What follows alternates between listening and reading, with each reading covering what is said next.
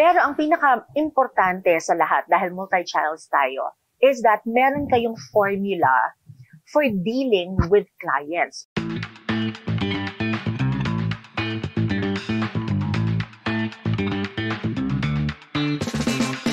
Pag-usapan naman natin, Mr. Net, yung mga, kasi common na ngayon yung multi-channels, no? So, minsan may retail store ka, like restaurant, etc. So, merong face-to-face interaction. Yung iba naman tumatawag, yung iba nagtitext, nagpapareserve via Viber, yung iba via internet, email, chatbot, etc. So, if they want to make their customer experience consistent across all channels, paano ba nila gagawin yun? Okay. Unang-una, importante na alam natin yung buong picture ng negosyo. No? Maliit man yan or malaki, importante na alam natin paano ba nag-work.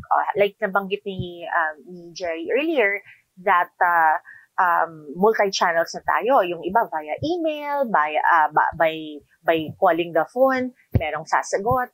So, importante, bilang isang empleyado at bilang isang owner, alam natin yung structure. So, meron pala tayong online, may chatting platform pala tayo, meron tayong telephone calls, meron tayong face-to-face. So, number one there is, importante, alam natin yung structure. Pangalawa, alam natin yung proseso. No? So, for example, kung ako, nasa delivery side ako, tagasagot ako ng mga calls for delivery, alam ko yung proseso. Hindi na ako yung mangangapa pa sa kada call, mangangapa ako, anong gagawin ko dito.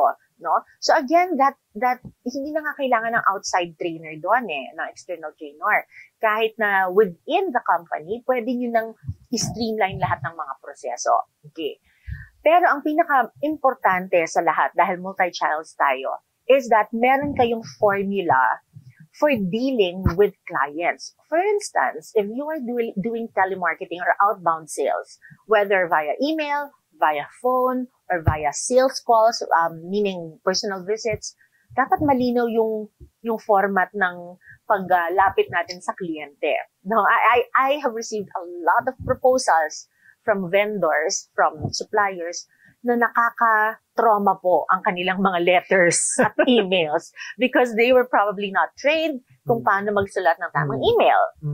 Or telemarketers, tatawag sa'yo at the most odd hours, the most weird hours, and walang proper telephone etiquette. So, what am I trying to drive at here? Now that you have multi-channels for your businesses, tanongin ninyo, ano ba yung struktura? Ano yung proseso? What is the formula for calling clients, for reaching out to clients? And at the same time, on how to receive clients' inquiries. Diba? Importante yon. So, ano pa ba? Importante na you also have to identify gaano katagal dapat nag-aantay yung kliyente sa ganitong klaseng scenario. Diba? Kung online ang kanilang order, sinend online, dapat meron tayong standards.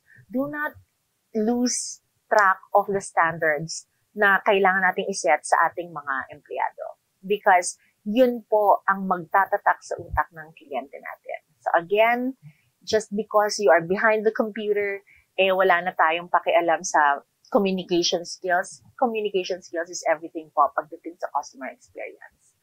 Pag may nag-complain, Mr. Jerry, di ako nag-complain. Yeah. Paano mo i-handle? Minsan sa social media, no, sa page ng business, maraming bashers. Yeah. Napapansin ko, hindi nila sinasagot. No? Sometimes they even hide it. Yeah. I wouldn't recommend that. Don't hide it. Expose it, and then expose the way you answered the concern.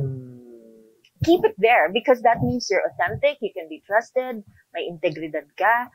Ay, yung iba kasi, naku, negative yung comment. Yes. Naku, itago natin. Masisira. I-delete natin. Para namang yung nagsulat nun, pwede rin niyang i-copy-paste, i-post sa kanyang social media. Yeah. Diba? Mas maganda kung hayaan mo siya, kahit masakit yung salita niya, but your staff, your employees are properly trained. Ano yan L-E-A-R-N. Diba? Listen, empathize, apologize. Wag na ikikita natin sa next training yan sa ulit. But ang point ko lang, kapag ganun ang ating formula, you can never go wrong. Yeah. And people would think you are very professional. Yeah. Maganda na-mention mo na in terms of yun, mga negative comments na online, no? Kasi parang ang daming nakaka-experience Yes, nun. And minsan nagwa-viral pa siya, etc. So, dapat pala hindi nila hinahide yun. Sinasagot ng tama, because the way that you are going viral sa negativity nila, that's you leverage on that. This is already my opportunity to expose also our capability to handle such difficult complaints. Yeah, yun. So magandang reminder yun sa atin kasi ang kumbaga default nga is i-hide mo na lang yan or delete mo.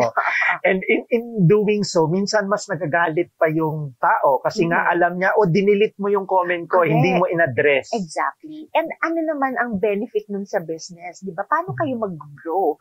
Paano ma-equip paano gagaling yung mga team members natin kung hindi sila properly trained sumagot dun sa mga ganun klaseng comments. Yeah. Yun.